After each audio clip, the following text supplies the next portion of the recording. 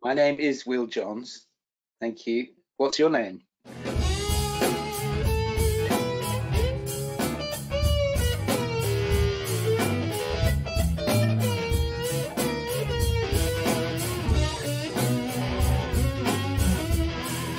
So let's go back a little bit. What was tell a little bit about your family tree, who your mother was, who your two aunts were, who they married, and what your early memories are of being associated with these legends. Okay, well, um, I guess I was born into just a musical family tree.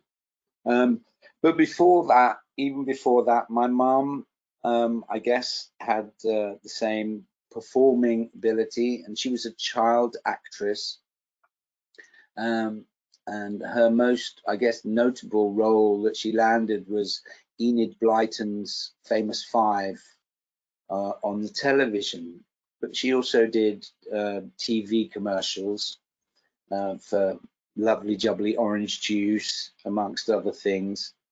And she was actually the breadwinner before her older sisters, who were to go on to be even more famous, Patty and Jenny Boyd. Both of them, I think, first of all, were models.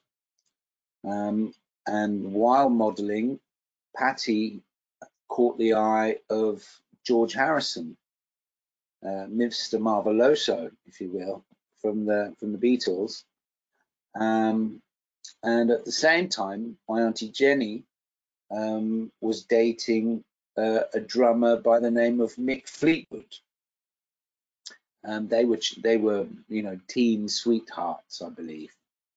So so then the next thing that happened was that George and Patty fell in love, and they were to be married, and that changed everything for the girls.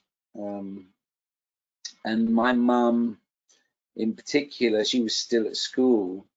The rules changed as far as the headmistress of the school would give her special treatment because, well, her sister was married to a Beatle. So my mum was allowed to go into the office and smoke cigarettes when the other kids at school would be, getting suspended for such a crime. So it kind of made things, turn things on their head. And I think that that had a lasting effect on my mum, that the rules didn't apply, if you like. So Jenny Boyd, she went on to marry Mick Fleetwood, of Fleetwood Mac. And at the beginning, of course, Fleetwood Mac were a very, very serious blues band. The T-shirt that I'm wearing, the Crawdaddy Club, this was a club, a musical place in Richmond and Twickenham. It had a couple of different venues that it shared, and it was the birthplace of the Rolling Stones. I just performed at the Crawdaddy Club, I think it was in April, and it was actually 60 years to the day that the Beatles went and met the Rolling Stones at the Crawdaddy Club.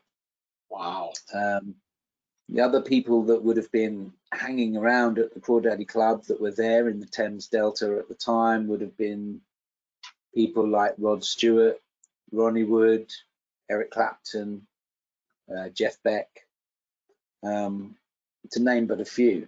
It was a centralized hub. The club was run by a guy called Giorgio Gomelowski, and